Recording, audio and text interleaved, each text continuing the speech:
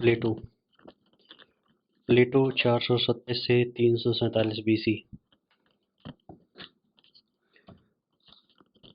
प्लेटो and अरस्तु प्लेटो and Aristotle. प्रत्यय, द्रव्य, आधार एवं आकार एवं पुद्गल, कार्य कारण भाव, वास्तविकता एवं शक्यता। दर्शन को सर्वप्रथम सुसंबद्ध रूप से प्रस्तुत करने का गौरव प्लेटो को जाता है। प्लेटो की रचना प्रधानतः संवादों संभाषणों के रूप में है। प्लेटो ने अपने कुछ संवादों जैसे मीनो, फेडो, रिपब्लिक, पार्मेनाइड्स में प्रत्यय सिद्धांत का वर्णन किया। प्लेटो के दर्शन में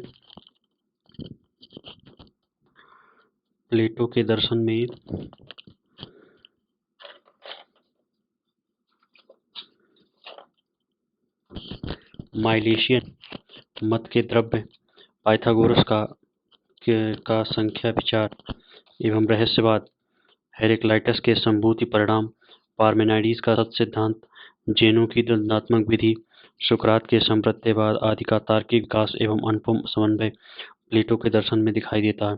उन्होंने पूर्ववर्ती विचारकों के कई सिद्धांतों को एक नए ढांचे में डालकर मौलिक दर्शन की स्थापना की। उनका दर्शन पूर्ववर्ती सिद्धांतों का संग्रह या पुनरावृत्ति नहीं है, बल्कि उनका संशोधित, परिष्कृत एवं विकसित रूप है। प्लेटो के दर्शन में ग्रीक दर्शन अपने चरमोत्कर्ष पर पहुंच गया, इसलिए उन्हें पूर्ण ग्रीक, कंप्लीट ग्रीक की संज्ञा दी जाती है। प्लेटो ने अपने सिद्धांतों की व्याख्या करने के लिए कल्पित कथाओं का प्रयोग किया, नीति कथाओं एवं रूपकों का सहारा लिया। दार्शनिक जगत में ये अफलातूनी मिथक प्लेटोनिक मिथ्स के नाम से प्रसिद्ध हैं, जैसे गुफा का रूपक, विभाजित रेखा का रूपक, रथ के घोड़े का रूपक आदि। प्रत्यय सिद्धांत, थ्योरी ऑफ आइडियाज या आकार का सिद्धांत, थ्योरी ऑफ फॉर्म्स। ग्रीक दार्शनिक प्लेटो ने सत और संभूति, बीइंग एंड बिकमिंग, समानता एवं वर्गीकरण, आभास एवं सत्य, सामान्यों की सत्ता एवं स्वरूप, वस्तुनिष्ठ एवं सार्वभौमिक ज्ञान आदि की सम्यक रूपपूर्ण व्याख्या करने के लिए प्रत्यय सिद्धांत को प्रस्तुत किया है। दर्शन के कुछ मूलभूत प्रश्न: जगत का मूल स्रोत या आधार क्या है? क्या दृश्य जगत के पीछे कोई सत्ता छुपी है? क्या दृश्य जगत ही सत्य है? ज्ञान क्या है? ज्ञान का मूल स्रोत या आधार क्या है? ज्ञान कैसे प्राप्त किया जाता है? आदि। प्लेटो ने इन प्रश्नों के समाधान हेतु प्रत्यय सिद्धांत, थ्योरी ऑफ आइडियाज प्रस्तुत किया। प्रत्यय सिद्धांत, थ्योरी ऑफ आइडियाज प्लेटो के दर्शन का केंद्र बिंदु है।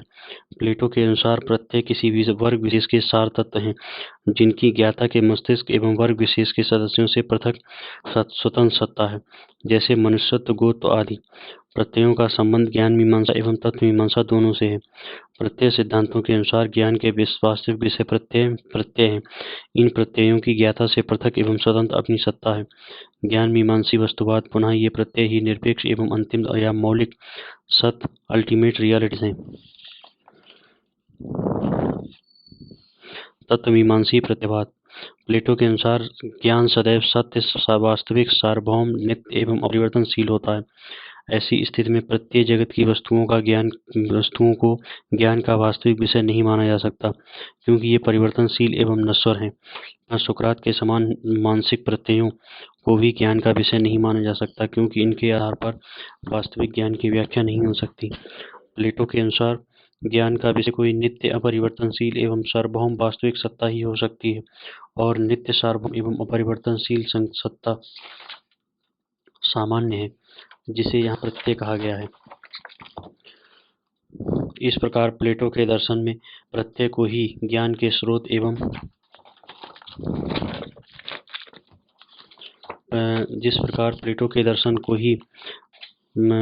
प्रत्यय को ही ज्ञान के स्रोत एवं आधार के रूप में स्वीकार किया गया, क्योंकि ज्ञान की उपरोक्त सभी विशेषताएं इनमें विद्यमान है। प्लेटो के अनुसार इन प्रत्ययों का ज्ञान अनुभव से नहीं बल्कि बुद्धि से होता है। प्लेटो के अनुसार इन प्रत्ययों की दृश्य वस्तु जगत से परे अपनी स्वतंत्र एवं निज सत्ता है। उदाहरण स्वरूप मनुष्यत्व एक प्रत्यय है। प्लेटो की ये विशेषता है कि उन्होंने आरंभिक रचनाओं, फीडो आदि संवादों में जिस रूप में प्रत्ययवाद को वर्णित किया है, उस कालांतर में पार्मेनाइड्स आदि संवादों में परिष्करण किया है। प्रत्ययों के प्रकार, प्लेटो ने अनेक प्रकार के प्रत्ययों को स्वीकार किया है। इनमें निम्नलिखित महत्वपूर्ण है। नंबर 1, नैतिक प्रत्यय, जैसे न्याय, समानता, शुभत्व आदि का प्रत्यय। नंबर 2, समस्त प्राकृतिक पदार्थों के प्रत्यय, पर्वत, वृक्ष, नदी आदि के प्रत्यय। समस्त प्राणियों के प्रत्यय, जैसे हाथी, कुत्ता, चींटी आदि के प्रत्यय। मानव द्वारा निर्मित वस्तुओं के प्रत्यय, जैसे कुर्सी, टेबल, घड़ी, घट आदि के प्रत्यय, समस्त गुणों के प्रत्यय जैसे भारीपन, ठोसपन, मीठेपन, सफेदपन आदि के प्रत्यय। इस प्रकार संसार में जितने भी प्रकार के भौतिक एवं अभौतिक पदार्थ हैं, प्रत्ययों की जगत में उतने ही प्रकार के प्रत्यय होते हैं। पूर्ववर्ती मतों का समन्वय। प्लेटो का प्रत्यय सिद्धांत अपने पूर्ववर्ती मतों का समन्वय करता है। प्लेटो के पहले पार्मेनाइडीज का यह मानना था कि नित्यता ही सत बीइंग है, जबकि हेरेक्लाइटस को यह मानना था कि परिवर्तन या संभूति बिकमिंग ही वास्तविक है, नित्यता भ्रम है। प्लेटो ने अपने प्रत्यय सिद्धांत में इन दोनों मतों का समन्वय किया है। प्लेटो प्रत्ययों के स्वरूप निर्धारण के क्रम में पार्मेनाइडीज की बात को स्वीकार करते हैं। इसके अनुसार प्रत्यय नित्य एवं अपरिवर्तनशील है। यहाँ प्लेटो इंद्रिय जगत या लौकिक जगत के स्तर पर हेरेक्लाइटस के संभूति सिद्धांत बिकमिंग थ्योरी को स्वीकार करते हैं, अर्थात इस संदर्भ में यहाँ परिवर्तनशीलता को माना गया है। यहाँ प्लेटो संभूति बिकमिंग की अपेक्षा सत बीइंग नित्यता को अधिक महत्व देते हैं। प्लेटो का यह प्रत्यय विचार सुकरात के संप्रत्ययों कॉन्सेप्ट से भिन्न है। नंबर 1, सुकरात के प्रत्यय मानसिक हैं, जबकि प्लेटो के प्रत्यय वास्तविक हैं, परंतु ये लौकिक जगत में सत न होकर अलौकिक जगत से संबंधित हैं। नंबर 2, सुकरात के दर्शन में शुभ के निरपेक्ष प्रत्यय की ओर संकेत मात्र किया गया है, जबकि प्लेटो के दर्शन में शुभ के स्वरूप को उपमा एवं रूपकों के माध्यम से वर्णित करने का प्रयास किया है। नंबर 3, सुकरात ये नहीं बताते कि शुभ के प्रत्यय से अन्य प्रत्यय किस प्रकार संबंधित हैं। प्लेटो ने अपने दर्शन में इसे बताने का प्रयास किया है।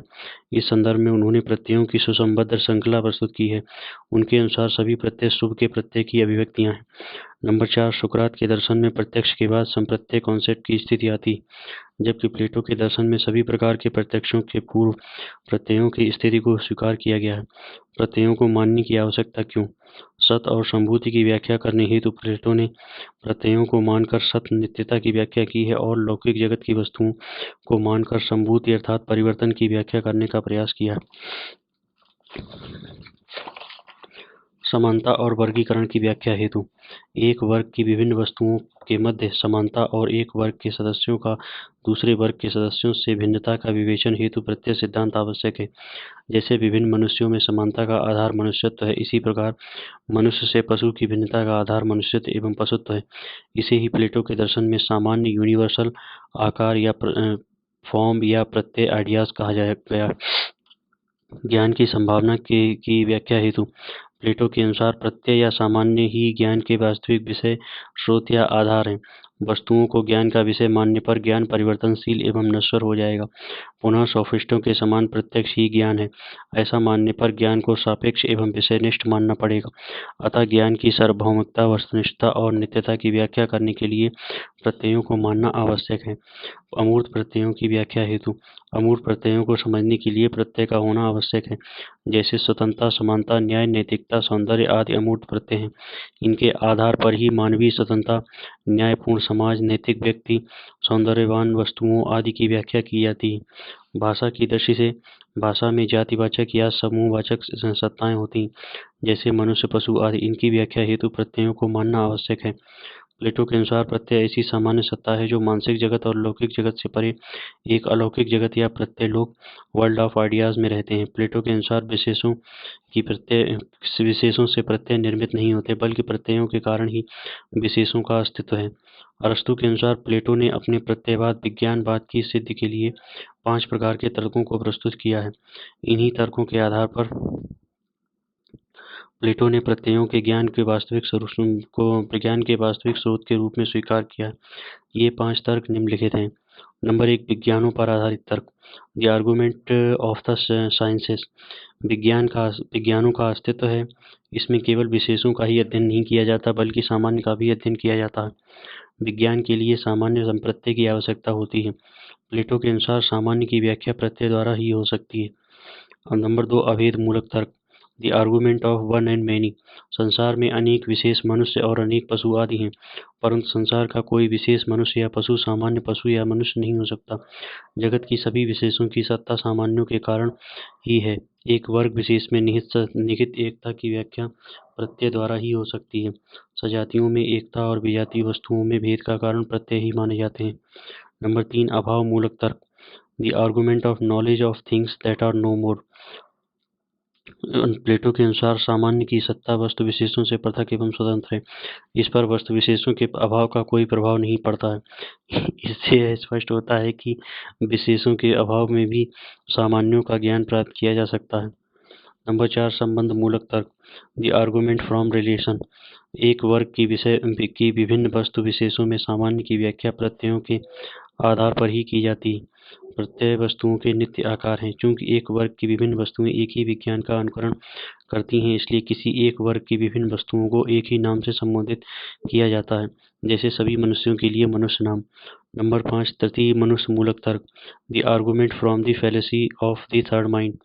जब वस्तुओं को एक नाम से ही अभिहित किया जाए तो वे वस्तुएं एक वर्ग के अंतर्गत आती हैं। ये वस्तुएं अपने नाम की अपेक्षा कम व्यापक होती हैं।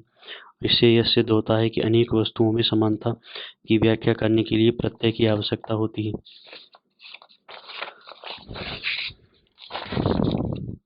प्लेटो के अनुसार प्रत्ययों की वस्तुगत सत्ता ऑब्जेक्टिव रियलिटी है।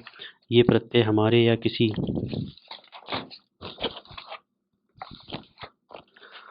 या किसी अन्य चेतन तत्व के मानस पर निर्भर न होकर अपना स्वतंत्र अस्तित्व रखते हैं। प्लेटो ने प्रत्ययों की वस्तुनिष्ठता के निरूपण के लिए अपने पूर्ववर्ती दार्शनिक पार्मेनाइडीज के संवादिता सिद्धांत का सहारा लिया है, जिनके अनुसार ज्ञान विचारों एवं वस्तुओं की यथार्थ संगति का परिणाम है।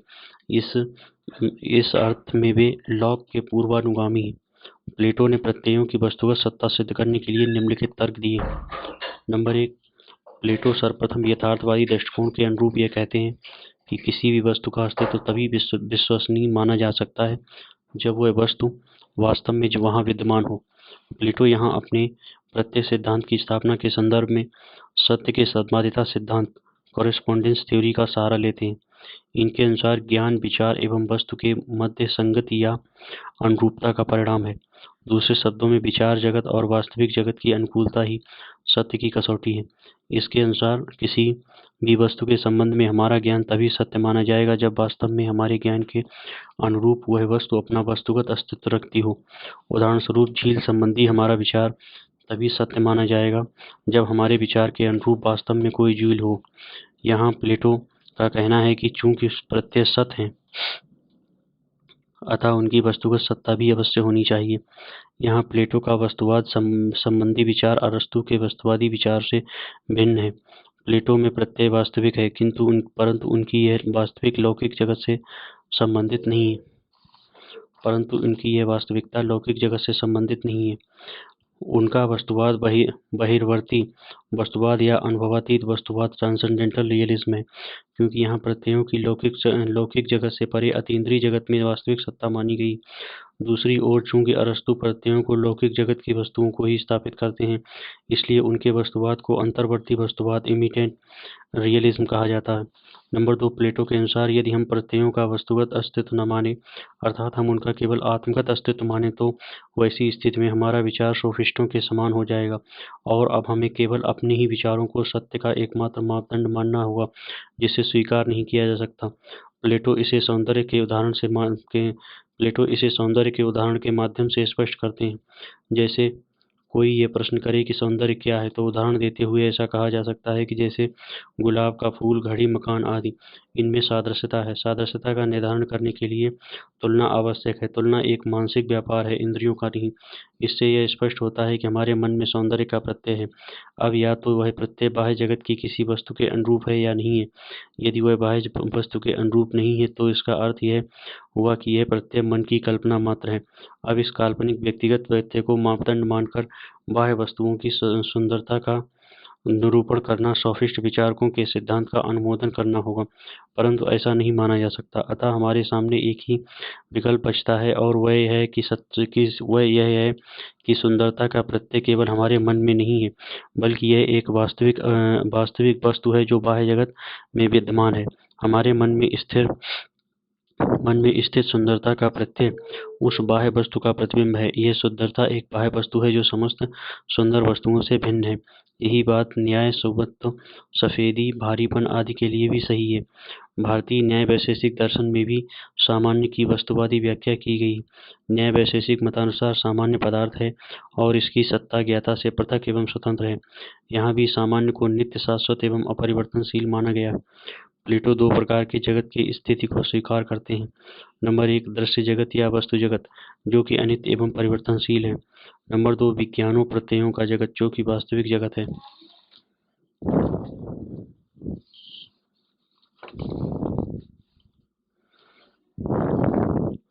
प्लेटो के अनुसार प्रत्यय जगत और प्रत्यक्ष जगत में अंतर इस प्रकार है। प्रत्यय जगत सत है, नित्य है, अपरिवर्तनशील है, अमूर्त है, सामान्य है, निरपेक्ष है। इसके उलट प्रत्यक्ष या वस्तुगत जगत, इंपेरिकल वर्ल्ड, अर्ध सत, अर्ध असत, द रिपब्लिक, अनित्य है। प्रत्यय आइडियाज नित्य है, इंपेरिकल वर्ल्ड अनित्य है। प्रत्यय जगत अपरिवर्तनशील है, इंपेरिकल वर्ल्ड परिवर्तनशील है। अमूर्त है, आइडियाज अमूर्त हैं, इंपेरिकल वर्ल्ड मूर्त हैं। सामान्य और विशेष, आइडियाज सामान्य हैं, प्रत्यक्ष जगत वस्तु जगत विशेष है। निरपेक्ष, स्वाश्रित, सापेक्ष, मूल तत्व, आइडियाज मूल तत्व, और जो वस्तु जगत है वो अनुकृति है। प्रत्यय वर्ल्ड ऑफ आइडियाज पूर्ण है, वर्ल्ड ऑफ रियल वर्ल्ड अपूर्ण है।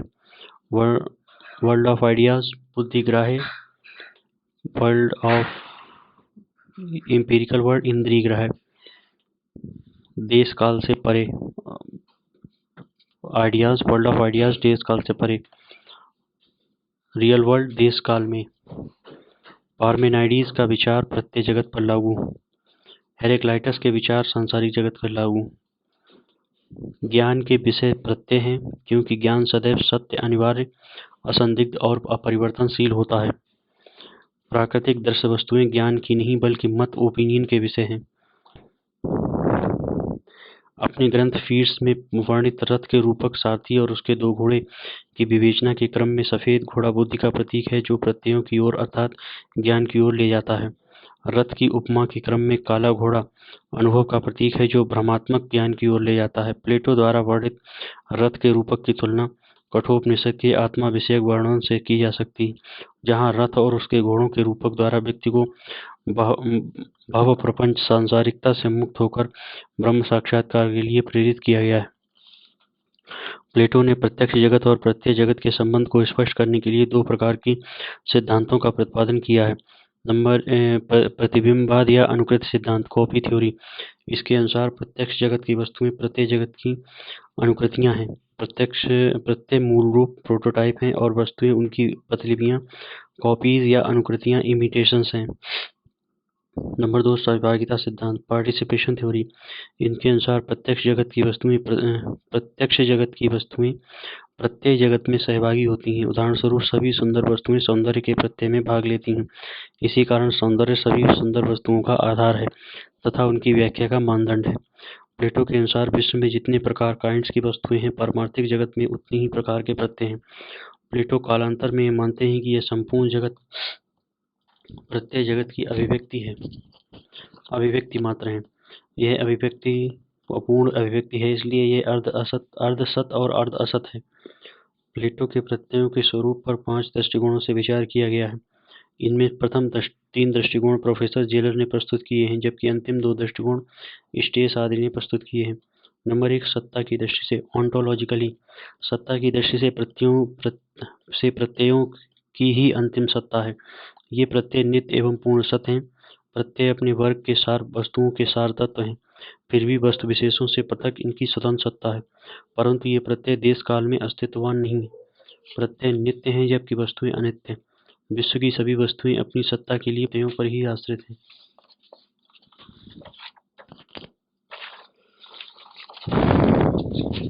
नंबर 2 है प्रयोजन की दृष्टि, टेलियोलॉजिकली।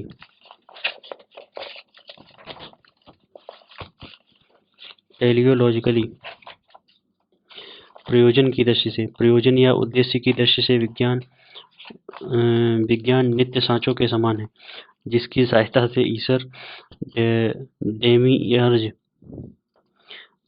से ईश्वर जेमियर्ज इंद्रिय जगत की वस्तुओं की रचना करता है। प्रत्यय ही मूल बिंब है और जगत की समस्त वस्तुएं प्रत्ययों के प्रतिबिंब हैं।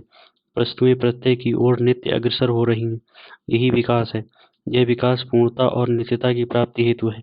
यह विकास प्रयोजनपूर्ण है, यांत्रिक नहीं। नंबर 3, स्वरूप की दृष्टि से लॉजिकली। स्वरूप की दृष्टि से प्रत्यय सामान्य अथवा वस्तुओं के सार तत्व हैं।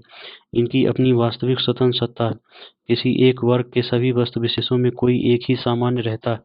प्रत्यय के कारण ही किसी एक वर्ग के सभी विशेष व्यक्ति विशेष एक वर्ग में सम्मिलित किए जाते हैं। सामान्य के कारण ही सजातीय वस्तुओं को विजातीय वस्तुओं से पृथक किया जाता है।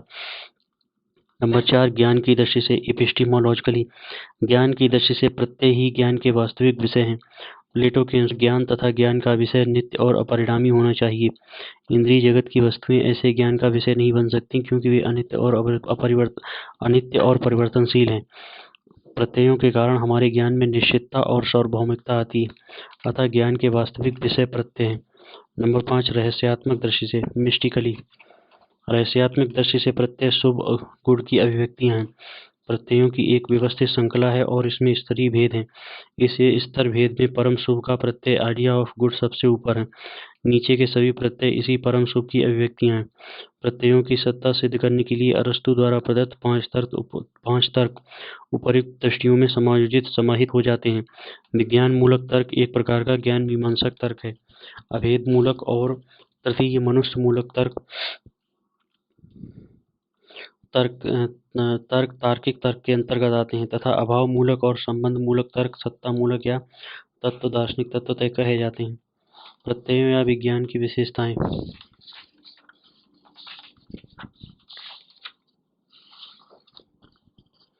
नंबर 1, प्रत्यय द्रव्य सब्सटेंस है, क्योंकि ये स्वनिहित स्वनिर्भर एवं शाश्वत है।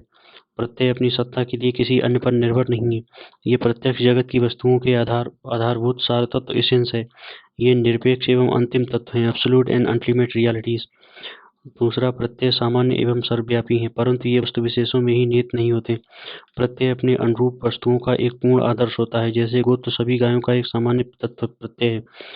नंबर 3, प्रत्यय मन में पाए जाने वाले विचार या इंद्रिय जगत में व्याप्त कोई तत्व नहीं है, क्योंकि प्रत्ययों की मानसिक जगत और इंद्रिय जगत से परे अपनी स्वतंत्र एवं निजी सत्ता है।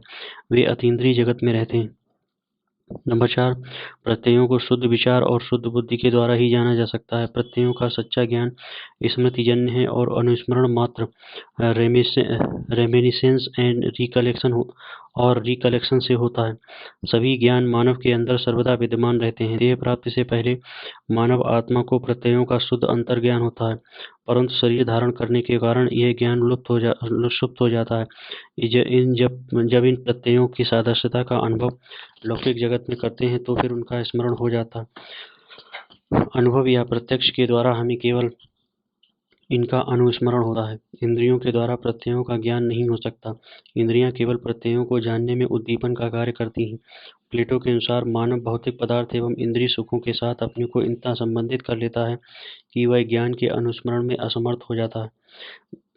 केवल सही अवसर पर ही यह अनुस्मृति होती है। अपने संवाद मीनों में प्लेटो का स्पष्ट कथन है कि ज्ञान पुनर्स्मरण है। इसी अनुस्मृति वास्तविकता के आधार पर ही प्लेटो आत्मा की अमरता एवं उसके आवागमन के सिद्धांत को स्वीकार करते हैं।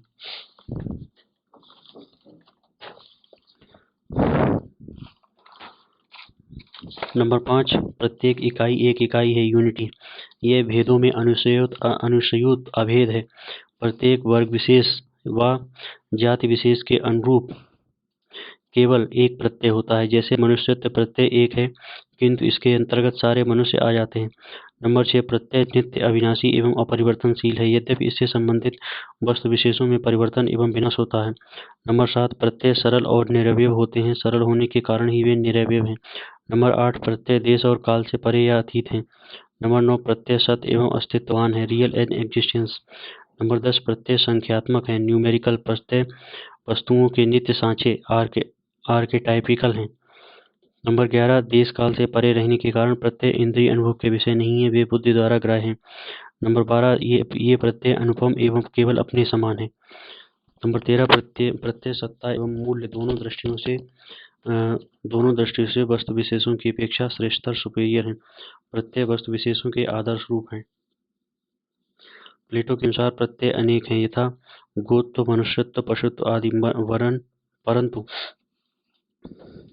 ये अनेक प्रत्यय सर्वथा पृथक एवं अव्यवस्थित नहीं है, इनमें एक तारतम्यता हायरार्की पाई जाती है। ये अनेक प्रत्यय एक पिरामिडीय पिरामिडिकल व्यवस्था में अनुबद्ध हैं। इस प्रकार इन्होंने अनेकता में एकता को स्थापित किया है और एक पिरामिडीय व्यवस्था के अंतर्गत प्रत्ययों की अनेकता को माना है। प्लेटो के अनुसार इसमें श्रेष्ठतर प्रत्यय निम्नतर प्रत्ययों का नियमन करते हैं। निम्नतर प्रत्यय उच्चतर प्रत्ययों द्वारा संचरित एवं अनुप्राणित होते हैं। इस तारतम्यता में उच्चतम स्तर पर परम शुभ हाईएस्ट गुड का प्रत्यय है। यहाँ इसकी तुलना सूर्य से की गई है। जैसे विभिन्न वस्तुओं में सूर्य सबसे ऊपर है, उसी प्रकार विभिन्न प्रत्ययों में शुभ का प्रत्यय सर्वोच्च स्तर पर है। जैसे सूर्य की रोशनी वस्तुओं को देखने एवं स्पष्ट करने में सहायक है, उसी प्रकार शुभ का प्रत्यय सभी प्रत्ययों को स्पष्ट एवं बोधगम्य होने में सहायक है। यह शुभ का प्रत्यय सांसारिक धन संपदा और सभी बहुमूल्य वस्तुओं की अपेक्षा अधिक श्रेष्ठ है। अन्य प्रत्यय शुभ की अभिव्यक्ति के विविध सोपान हैं। इस प्रकार अन्य सभी प्रत्यय शुभ के प्रत्यय पर निर्भर हैं, लेकिन यह स्वयं किसी अन्य पर निर्भर नहीं है। शुभ के प्रत्यय और अन्य प्रत्ययों में जैविक एकता ऑर्गेनिक यूनिटी है। जिस प्रकार शरीर के विभिन्न अंग एक दूसरे से पृथक होते हुए भी बुद्धि के द्वारा संचालित होते हैं, उसी प्रकार अन्य सभी प्रत्यय भी शुभ के प्रत्यय द्वारा संचालित होते हैं। इस प्रकार प्लेटो ने शुभ के प्रत्यय के आधार पर अन्य सभी प्रत्ययों को एक सोपान क्रमिक व्यवस्था में क्रमबद्ध करने का प्रयास किया है। यह शुभ का प्रत्यय परम तत्व है। ज्ञान मीमांसा की दृष्टि से यह सर्वोच्च ज्ञान है। मूल्य मीमांसा की दृष्टि से यह सभी मूल्यों का मापदंड है। मीमांसा की दृष्टि से समस्त विश्व का कारण और उसके अस्तित्व का आधार है। इस परम शुभ को प्लेटो ने सिम्पोजियम में परम सौंदर्य सुप्रीम ब्यूटी और फ्रीड्स में इसे निर्भीक सत एब्सोल्यूट बीइंग तथा रिपब्लिक में इसे परम श्रेय आइडिया ऑफ गुड कहा है। प्लेटो के प्रत्ययवाद की आलोचना। अरस्तु स्टेस आदि प्लेटो के प्रत्ययवाद की आलोचना की है। नंबर 1, अरस्तु के अनुसार प्रत्ययों की वस्तु विशेषों से परे अपनी स्वतंत्र सत्ता नहीं मानी जा सकती। प्रत्यय वस्तु विशेषों के सार तत्व इसेंस हैं। ऐसी स्थिति में उन्हें वस्तु विशेषों से अलग करने पर उनका स्वरूप नष्ट हो जाएगा। मनुष्यत्व मनुष्य में ही है, उससे बाहर नहीं। नंबर 2, निष्क्रिय एवं अपरिवर्तनशील गतिहीन प्रत्ययों के आधार पर परिवर्तनशील एवं विनाशी जगत की व्याख्या नहीं की जा सकती। नंबर 2, निष्क्रिय एवं अपरिवर्तनशील।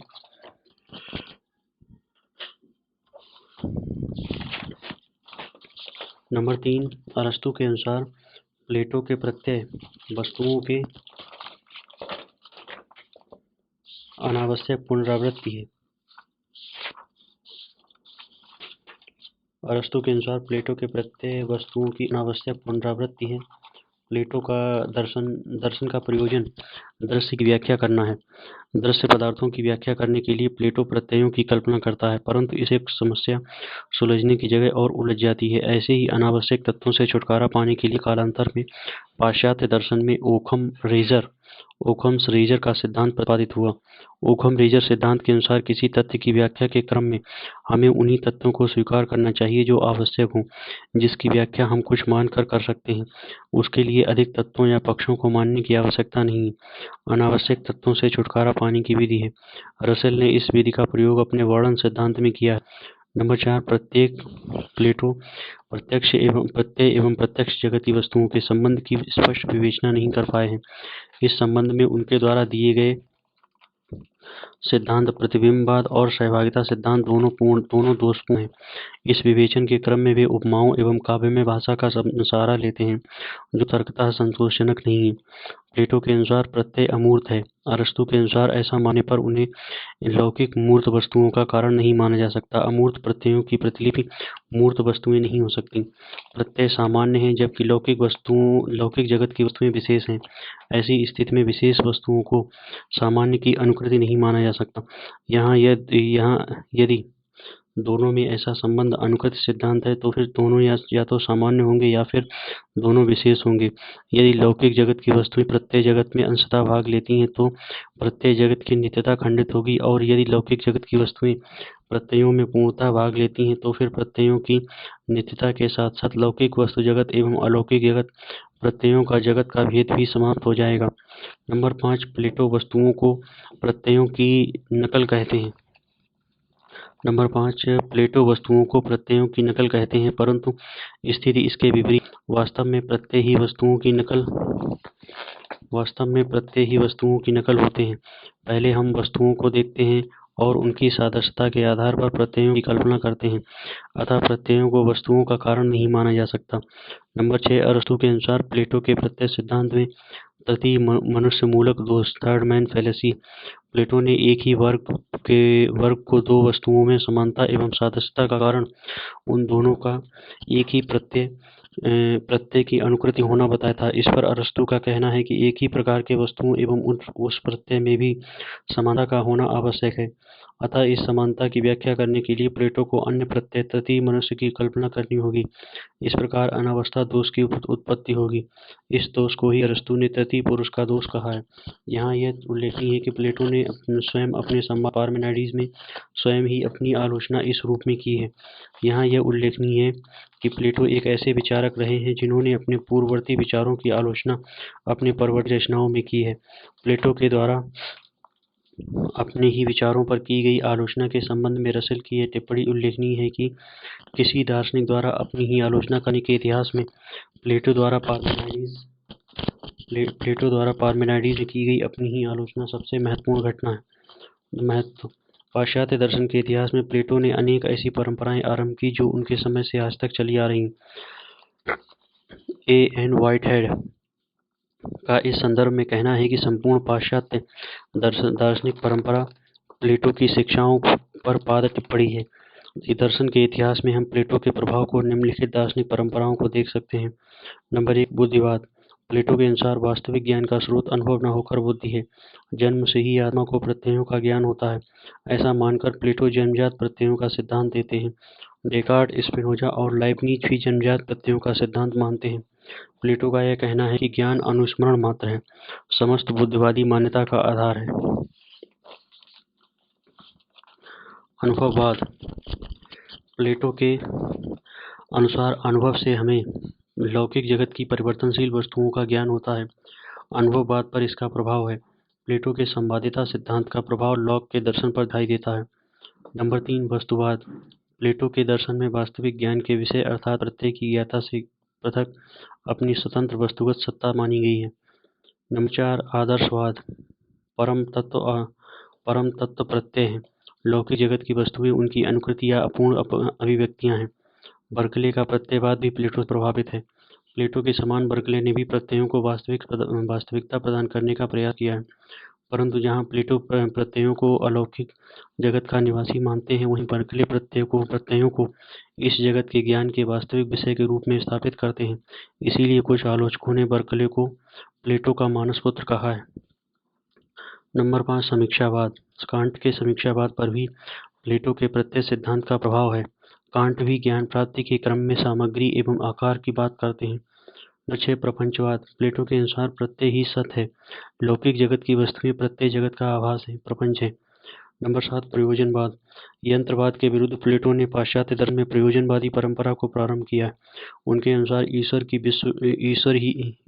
विश्व का सृष्टा है और उसने इस विश्व को प्रयोजनपूर्ण बनाया है। नंबर 8, द्वैतवाद। द्वैतवाद की समस्या प्लेटो के दर्शन में दिखाई देती है। यहाँ जड़ जगत एवं प्रत्यय जगत के बीच द्वैत है। नंबर 9, हीगल का कहना है कि सत्य बौद्धिक है और बौद्धिक सत्य है, प्लेटो से प्रभावित है। नंबर 10, प्लेटो ने ही सर्वप्रथम व्यवस्थित रूप से ज्ञान की समस्या को उठाया और सामान्यों को विशेषों से पृथक सत्य के रूप में स्थापित किया। सामान्य की इस वस्तुवादी व्याख्या के समर्थक आज भी हैं। नंबर 11, प्लेटो ने प्रत्ययों को सत्य एवं लौकिक जगत की वस्तुओं को उनकी अनुकृति बताकर सत्य एवं आभास का भेद स्थापित किया। इसका प्रभाव ब्रैडले, बर्कले आदि पर दिखाई देता है। भारतीय दर्शन में शंकर भी जगत को मिथ्या मानते हैं और ब्रह्म को एकमात्र सत्य के रूप में स्थापित करते हैं। महायान बौद्ध दर्शन में समृद्धि सत्य और परमार्थ सत्य का भेद दिखाई देता है। वस्तुतः प्लेटो के दर्शन में ज्ञान मीमांसा, तत्व मीमांसा, वस्तुवाद, विकासवाद, धर्म, रिलीजन, नैतिकता, साम्यवाद, समाजवाद, शिक्षा, विज्ञान, रहस्यवाद आदि का वर्णन दिखाई देता है। प्लेटो के बाद के दर्शन में वर्णित लगभग सभी महत्वपूर्ण सिद्धांतों और समस्याओं के संकेत प्लेटो के दर्शन में प्रत्यक्ष या परोक्ष रूप से विद्यमान हैं। इसलिए प्रायः ऐसा कहा जाता है कि जिन्होंने प्लेटो से भिन्न मत दिया है, वे भी प्लेटो की उपेक्षा नहीं कर सकते। उनके मत प्लेटो से भिन्न हो सकते हैं, पूर्णतः भिन्न नहीं हो सकते हैं। प्लेटो का दर्शन शिक्षितों के लिए उदार यजमान द्वारा दिया गया भोज है, जहाँ बेरोक टोक आप जो चाहे खा सकते हैं, पा सकते हैं। वस्तुतः यहाँ यदि पाद टिप्पणी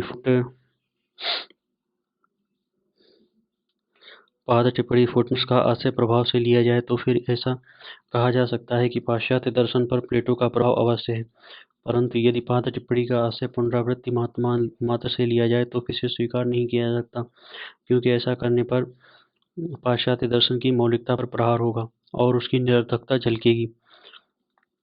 वस्तुतः संदेहवाद, अर्थक्रियावाद, भाषीय दर्शन, विश्लेषणात्मक दर्शन आदि कुछ ऐसी दार्शनिक धाराएं हैं जो प्रायः प्लेटो के प्रभाव से मुक्त रही हैं। इमर्सन का कहना है कि प्लेटो दर्शन शास्त्र है और दर्शन शास्त्र ही प्लेटो है।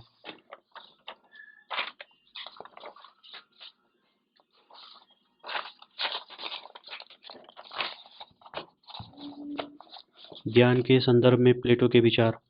प्लेटो ज्ञान के संदर्भ में अपनी पूर्व मान्यताओं एवं सिद्धांतों का खंडन करते हैं और तत्पश्चात वे इस बात की स्थापना करते हैं कि ज्ञान प्रत्ययों द्वारा ही प्राप्त होता है। वस्तुतः प्लेटो के दर्शन में प्रत्ययों का सिद्धांत उनके दर्शन का केंद्र है, परंतु इनकी व्याख्या करने के लिए प्लेटो की ज्ञान मीमांसा के दो भागों में बांटा जा सकता है। नंबर एक, नकारात्मक पक्ष। नकारात्मक पक्ष में दो सिद्धांतों का खंडन करते हैं।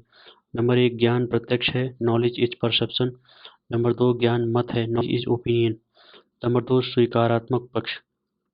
यह पक्ष प्रत्यय सिद्धांत से संबंधित है। विवेचना ऊपर की जा चुकी है।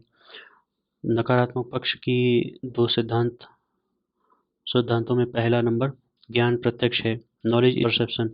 यह सिद्धांत प्रोटेगोरस एवं अन्य सोफिस्टों ने प्रस्तुत किया था। इनके अनुसार यदि ज्ञान ही वास्तविक ज्ञान है, प्रत्येक व्यक्ति का प्रत्यक्ष ज्ञान सत्य है। प्रोटेगोरस का कथन है कि मनुष्य सभी वस्तुओं का मापदंड है। Man is the measure of all thing होमो मेंसुरा। इस रूप में प्रत्येक ज्ञान व्यक्ति सापेक्ष एवं व्यक्तिनिष्ठ होता है। प्लेटो इसका खंडन करते हुए कहते हैं कि प्रत्यक्ष या इंद्रिय सापेक्ष ज्ञान विषयनिष्ठ एवं परस्पर विरोधी होता है, जो नित्य, सार्वभौम एवं सर्वमान्य न होकर सीमित एवं परिवर्तनशील होता है। दूसरी ओर सच्चा ज्ञान वस्तुनिष्ठ ऑब्जेक्टिव होता है। सच्चा ज्ञान वह है जो सर्वव्यापी, सर्वमान्य एवं सभी व्यक्तियों के लिए एक समान सत्य हो। ऐसे ज्ञान की विषय वस्तु भी नित्य एवं स्थायी होती है। स्पष्ट है कि प्रत्यक्ष के माध्यम से ऐसे ज्ञान की प्राप्ति नहीं की जा सकती।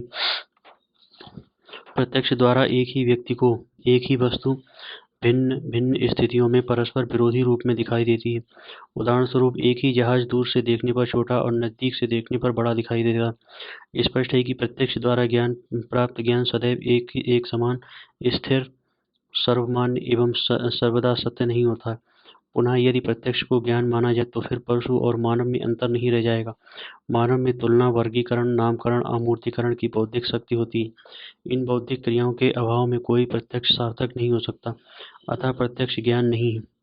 प्रत्यक्ष को ज्ञान मानने पर विद्वान और मूर्ख, अध्यापक और छात्र, वैज्ञानिक और पागल आदि में ज्ञान मीमांसी दृष्टि से भेद संभव नहीं हो पाएगा।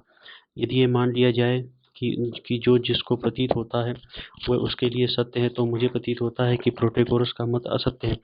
अतः प्रोटेगोरस का मत प्रोटेगोरस के लिए सत्य और मेरे लिए असत्य एक साथ हुआ, परंतु ऐसा मानना युक्तिसंगत नहीं है।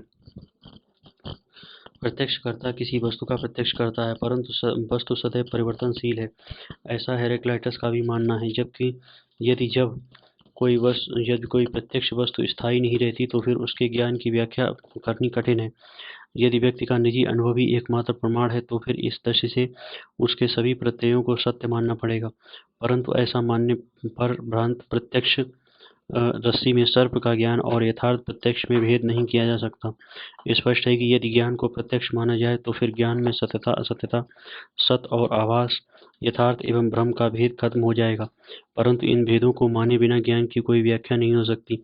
इसलिए हमें यह स्वीकार करना पड़ेगा कि ज्ञान प्रत्यक्ष है। यह सभी दृष्टियों से अमान्य है। नंबर 2, ज्ञान मत है, नॉलेज इज ओपिनियन। प्लेटो इसका खंडन करते हुए कहते हैं कि मत को ज्ञान नहीं माना जा सकता। वे अपने संवाद टाइमियस में ज्ञान, नॉलेज और मत, ओपिनियन में अंतर करते हुए ये दिखाते हैं कि नंबर 1, मत सत्य या असत दोनों हो सकता है, परंतु ज्ञान सदैव सत्य होता है। नंबर 2, मत मूलतः प्रवृत्तिजन्य विश्वास होते हैं। दूसरी ओर ज्ञान पूर्ण बोध एवं तर्क बुद्धि द्वारा प्रमाणित होता है। नंबर 3, मत, भाव, संवेग एवं लोक परंपरा पर आधारित होते हैं। इन्हें वाक् चातुर्य से परिवर्तित किया जा सकता है, जबकि ज्ञान में उत्तेजना या प्रेरणा के माध्यम से परिवर्तन नहीं किया जा सकता। नंबर 4, मत अस्थायी एवं व्यक्तिगत होते हैं, जबकि ज्ञान स्थायी, सर्वमान्य एवं विश्वसनीय होते हैं। स्पष्ट है कि मत को ज्ञान की संज्ञा नहीं दी जा सकती। प्लेटो के दर्शन में ईश्वर की अवधारणा। प्लेटो ने ईश्वर के लिए डिमर्ज इस सृष्टा शब्द का प्रयोग किया है। ईश्वर सरल, नित्य, शुद्ध एवं पूर्ण है। प्लेटो के अनुसार ईश्वर जगत का केवल निमित्त कारण है। जगत की रचना करने के लिए ईश्वर को प्रत्यय एवं जड़ द्रव्य मैटर का सहारा लेना पड़ता है। जगत का लक्ष्य अपने पूर्ण एवं आदर्श स्वरूप को प्राप्त करना है। इस परम लक्ष्य सुबत्व को प्राप्त करना। इस प्रकार सृष्टि प्रक्रिया यांत्रिक न होकर उद्देश्यपूर्ण है।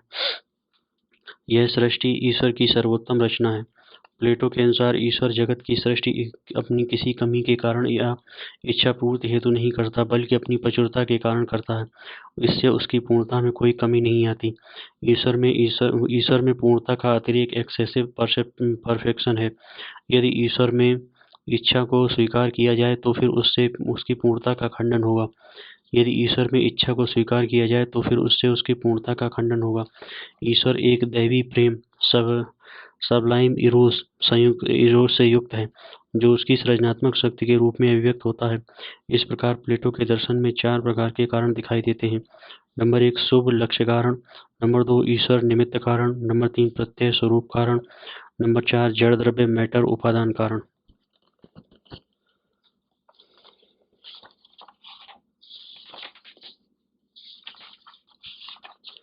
प्लेटो के दर्शन में गुफा का रूपक। ग्रीक दार्शनिक प्लेटो ने अपनी रिपब्लिक पुस्तक में गुफा रूपक के माध्यम से इंद्रियजन्य ज्ञान को मत, ओपिनियन और प्रत्ययों के ज्ञान को सत्य के रूप में व्याख्यायित करने का प्रयास किया है। प्लेटो के अनुसार मान लें कि आरंभ से ही कुछ व्यक्ति एक गुफा में रह रहे हैं और उनके पैर और गर्दन जंजीरों से इस प्रकार बंधे हैं कि वे पीछे मुड़कर नहीं देख सकते। वे केवल सामने की दीवार को देखने के लिए बाध्य हैं। उनके पीछे कुछ दूरी पर ऊपर की ओर आग जल रही है। परिणाम स्वरूप वे दीवार पर केवल अपनी या अन्य व्यक्तियों या वस्तुओं की परछाई ही देख सकते हैं। वे इसे ही सत्य मानने लगते हैं। परंतु यदि किसी को बंधन मुक्त कर पीछे मुड़कर देखने का आदेश दिया जाए तो फिर उसे प्रारंभ में आग या सूर्य के अत्यधिक प्रकाश के कारण देखने में कठिनाई होगी, परंतु धीरे धीरे अभ्यास के द्वारा उसे यह समझ में आ जाएगा कि अभी तक जो देख रहा था वह केवल परछाई मात्र थी। वास्तविकता इससे अलग है। यहाँ सूर्य का ही प्रकाश है जिससे सब वस्तुएं प्रकाशित होती। यहाँ सूर्य से प्लेटो का तात्पर्य शुभ के प्रत्यय से है। यहाँ प्लेटो का यह कहना है कि हम में से अधिकांश व्यक्ति गुफा के कैदियों के समान जिंदगी व्यतीत करते हैं। हम दिखने वाली या अनुभविक सत्ताओं को ही वास्तविक मान लेते हैं और उसी में सुख दुख का अनुभव करते हैं। यहाँ गुफा रूपक के अंतर्गत बंदी गृह इस लौकिक जगत का प्रतीक है जिसको देखने का हमें अभ्यास है। जिस प्रकार दृश्यमान छायाएं वास्तविक नहीं हैं, उसी प्रकार जगत की दृश्य वस्तुएं भी वास्तविक नहीं हैं। प्रत्यय ही वास्तविक सत्ताएं हैं जिसकी अनुकृति लौकिक जगत की वस्तुएं हैं। इन प्रत्ययों का ज्ञान ही वास्तविक ज्ञान है। अतः शिक्षा का सही उद्देश्य मनुष्य को उसकी अज्ञानता रूपी जंजीरों से मुक्ति दिलाकर उसे बाहरी दुनिया अर्थात वास्तविकता को समझाना होना चाहिए। प्लेटो के दर्शन में विभाजित रेखा का उदाहरण। Theory of divided line. Plato ने अपने रिपब्लिक नामक संवाद में ज्ञान को 4 स्तरों में बांटा है। इन चारों का वर्णन भी विभाजित रेखा के उदाहरण के द्वारा करते हैं। इस विभाजित रेखा के रूपक मेटाफर को हम निम्नलिखित ढंग से देख सकते हैं। इस लंबवत रेखा को AE के 2 असमान भागों में और इन 2 असमान भागों को पुनः 2 असमान भागों में इस प्रकार विभक्त किया गया है कि इसका प्रत्येक भाग ज्ञान के एक निश्चित स्तर का प्रतिनिधित्व करता है। इनमें से प्रत्येक प्रकार के ज्ञान का एक विशिष्ट विषय, विशिष्ट प्रणाली और निश्चित सीमा है। इन चारों भागों में से प्रत्येक भाग उत्तरोत्तर अधिक स्पष्ट एवं अधिक सत्य वस्तु का द्योतक है। नंबर 1, प्रातिभासिक या काल्पनिक ज्ञान, कंजेक्चुरल नॉलेज। यह विभाजित रेखा का सबसे निचला खंड AB है। यह ज्ञान का सबसे निम्न स्तर है। इसके अंतर्गत भ्रम, विभ्रम, स्वप्न आदि आते हैं। इस ज्ञान की तुलना अद्वैत वेदांत के प्रतिभासिक सत्य और योगाचार विज्ञानवाद के परिकल्पित सत्य से की जा सकती है। नंबर 2, व्यावहारिक या इंद्रिय ज्ञान, प्रैक्टिकल और सेंसुअस नॉलेज। विभाजित रेखा का दूसरा भाग BC ज्ञानेंद्रियों द्वारा प्राप्त व्यवहारिक ज्ञान को इंगित करता है। यह भाग ज्ञान के निम्न स्तर से अधिक बड़ा है, क्योंकि यहाँ यथार्थता की मात्रा थोड़ी अधिक है। इसके अंतर्गत इंद्रियों से प्राप्त दृश्य जगत की वस्तुओं का ज्ञान, जैसे नदी, पर्वत, कुर्सी आदि के ज्ञान को सम्मिलित किया जाता है। प्लेटो ने अपने थिएटेटस नामक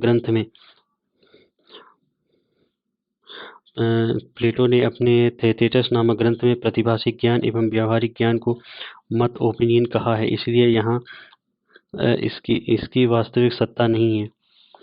नंबर 3, बौद्धिक या विश्लेषणात्मक ज्ञान, हाइपोथेटिकल नॉलेज। विभाजित रेखा के दूसरे खंड का प्रथम भाग CD बौद्धिक चिंतन का क्षेत्र है। इस ज्ञान का संबंध ज्ञानेंद्रियों से न होकर गणित और ज्यामिति के प्रत्ययों, संख्याओं, रेखाओं आदि से होता है। इस प्रकार का ज्ञान सापेक्ष हाइपोथेटिकल ज्ञान कहलाता है, क्योंकि यहाँ कुछ मान्यताओं के आधार पर निगमनात्मक पद्धति से निष्कर्ष निकाले जाते हैं। नंबर 4, बौद्धिक अंतर्दृष्टि, विवेकात्मक ज्ञान, रेशनल इंसाइट। विभाजित रेखा का सबसे ऊपरी एवं उच्चतम खंड TE बौद्धिक अंतर्दृष्टि का है। यह विशुद्ध प्रत्ययों का ज्ञान है। इसकी प्राप्ति द्वंद्व न्याय प्रणाली, डायलेक्टिक के द्वारा होती है। ये प्रत्यय ही पूर्ण सत्य हैं। द्वंद्व न्याय के द्वारा हम न केवल प्रत्ययों को जानते हैं, बल्कि उसके आपसी संबंधों को भी जानते हैं। प्लेटो के अनुसार ये प्रत्यय जगत में पिरामिड के रूप में रहते हैं, जिनके शीर्ष पर शुभ का प्रत्यय, आइडिया ऑफ गुड है। प्लेटो के दर्शन में प्रत्ययों का ज्ञान ही वास्तविक ज्ञान है। दार्शनिक का लक्ष्य एवं कर्तव्य प्रत्ययों का ज्ञान प्राप्त करना है। ज्ञान के इन विभिन्न स्तरों को देखने से स्पष्ट होता है कि ज्ञान का प्रत्येक स्तर अपने निचले स्तर से अधिक सत्यता रखता है। पुनः प्रत्येक स्तर पर ज्ञान का विषय और माध्यम भी अलग अलग है। यहाँ यह उल्लेखनीय है कि प्लेटो किसी को नितांत असत्य नहीं मानता। यहाँ स्वप्न एवं भ्रम को भी एक स्तर पर सापेक्ष सत्य माना गया है। व्यवहारिक स्तर पर आकर वे गलत सिद्ध होते हैं। भारतीय दर्शन में शंकराचार्य ने सत्ता के 3 स्तर बताए हैं। नंबर 1, प्रातिभासिक सत्य, स्वप्न, भ्रम आदि। नंबर 2, व्यवहारिक सत्य, अर्थात जागृत अवस्था में इंद्रियगम्य वस्तुओं की सत्ता।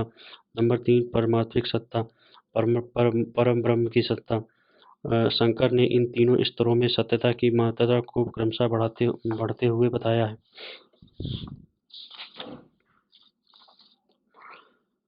नंबर 3, परमार्थिक सत्ता, परब्रह्म की सत्ता। शंकर ने इन तीनों स्तरों में सत्यता की मात्रा को क्रमशः बढ़ते हुए बताया है। द्वंद्व न्याय, डायलेक्टिक। प्लेटो के अनुसार द्वंद्वात्मक पद्धति मनुष्य की बौद्धिक प्रतिभा का सर्वोच्च सक्रिय स्वरूप है। इसके द्वारा किसी विषय में समुचित और सुप्रमाणित ज्ञान प्राप्त किया जा सकता है। प्लेटो के दर्शन में द्वंद्व न्याय प्रत्ययों के माध्यम से ज्ञान प्राप्त करने की कला है। इस रूप में द्वंद्व विधि प्रत्ययात्मक ज्ञान सिद्धांत का प्रमुख आधार है।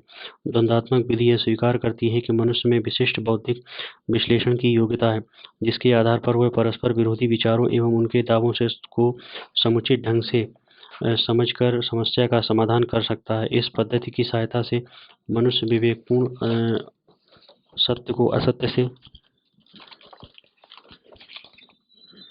सत्य को आभास से, मूल्यवान को मूल्य निरपेक्ष से पृथक कर सकता है। प्लेटो ने अपने ग्रंथ प्रायः संवाद या संभाषण की शैली में लिखे हैं, और इस क्रम में उन्होंने द्वंद्वात्मक विधि का सहारा लिया। प्लेटो के अनुसार प्रत्ययों पर विचार करना एक कला है, जिसे वह द्वंद्व न्याय कहता है। यहाँ प्रत्यय के स्वरूप, प्रत्ययों का वर्गीकरण, शुभ की स्थिति, प्रत्यक्ष से भेद और प्रत्यय एवं प्रत्यक्ष में संबंध आदि की विवेचना की गई। प्लेटो के अनुसार विभिन्न प्रत्ययों एवं उनके आपसी संबंधों तथा पिरामिड के रूप में संपूर्ण प्रत्यय जगत के अस्तित्व को जानना दार्शनिक का आवश्यक कर्तव्य है। इसे जानना ही द्वंद्व न्याय, डायलेक्टिक कहलाता है। रिपब्लिक में प्लेटो यह कहते हैं कि द्वंद्व विधि ही एकमात्र ऐसी पद्धति है जो प्रथम सिद्धांत तक सीधे पहुंचती है। यही एकमात्र ऐसा विज्ञान है जो अपने आधार को सुदृढ़ बनाने के लिए प्राकल्पनाओं का सहारा नहीं लेता। इस विधि की सहायता से बाह्य भौतिक जगत से संचालित एवं प्रभावित अनुभविक ज्ञान से ऊपर उठकर बौद्धिक ज्ञान तक पहुंचा जा सकता है। साथ ही अन्य विज्ञानों का उपयोग भी संवाद की क्रिया में साधन या सहायक के रूप में किया जा सकता है। द्वंद्ववादी विश्लेषण प्रक्रिया अपेक्षाकृत मूल्य निरपेक्ष या गलत रूप से मूल्यांकित वस्तुस्थिति को क्रमशः उच्चतर मूल्यों में रूपांतरित करने की प्रक्रिया है, जिसमें मनुष्य के लिए सर्वोच्च ज्ञान एवं सत्य की संभावना का मार्ग प्रशस्त होता है। द्वंद्वात्मक न्याय के निम्नलिखित 4 अंग हैं। नंबर 1 सामान्यीकरण, नंबर 2 वर्गीकरण, नंबर 3 तर्कवाक्य, नंबर 4 निगमनात्मक अनुमान। द्वंद्व न्याय शब्द का प्रयोग दर्शन में प्रधानतः निम्न अर्थों में दिखाई देता है। नंबर 1 वाद विवाद की कला, नंबर 2 प्रश्नोत्तर पद्धति द्वारा वैज्ञानिक ज्ञान को विकसित करने की कला, नंबर 3 परम तत्व का संप्रत्यात्मक ढंग से ज्ञान प्राप्त करने की कला आदि। हीगल के दर्शन में द्वंद्वात्मक विधि विशेष रूप से दिखाई देती है, जहाँ उन्होंने पक्ष थीसिस, प्रतिपक्ष एंटीथीसिस और समपक्ष सिंथेसिस के त्रयात्मक विधि को दिखलाया है, जिनके द्वारा प्रत्ययों के आपसी संबंध और उनके क्रमशः विकास को दिखाया जा सकता है। द्वंद्वात्मक विधि का प्रयोग मार्क्स ने भी किया है। प्लेटो के दर्शन में एक वन और बहु मैनी की समस्या। प्रत्यय एक और बहु दोनों हैं। प्रत्यय एक हैं क्योंकि वे किसी एक वर्ग विशेष का सर्वोच्च बिंदु हैं। यदि हम इन्हें अन्य प्रत्ययों के संदर्भ में देखें तथा अपने वर्ग की सभी वस्तुओं में व्याप्त सामान्य के रूप में देखें तो वह बहु है। एक और बहु अन्योन्याश्रित शब्द है, सापेक्ष शब्द है। एक और बहु अन्योन्याश्रित शब्द हैं, सापेक्ष शब्द हैं, जो अनिवार्य रूप से एक दूसरे की ओर संकेत करते हैं, एक दूसरे के अभाव में सोचे नहीं जा सकते। परम तत्व को हम बहु भी मान सकते हैं और एक भी। बहु इसलिए कि प्रत्यय अनेक हैं तथा एक इसलिए कि प्रत्यय की विभिन्न प्रत्यय एक दूसरे से असंयुक्त नहीं हैं, बल्कि वे सभी एक ही सुव्यवस्थित निकाय के सदस्य हैं। प्लेटो ने सभी प्रत्ययों को एक ही सुव्यवस्थित अनुतंत्र सिस्टम में एक पिरामिडिकल व्यवस्था में रखा है। वस्तुतः प्रत्ययों की एक श्रेणीबद्ध श्रृंखला हायरार्की है, जिसमें शुभ का प्रत्यय आइडिया ऑफ द गुड है। धन्यवाद।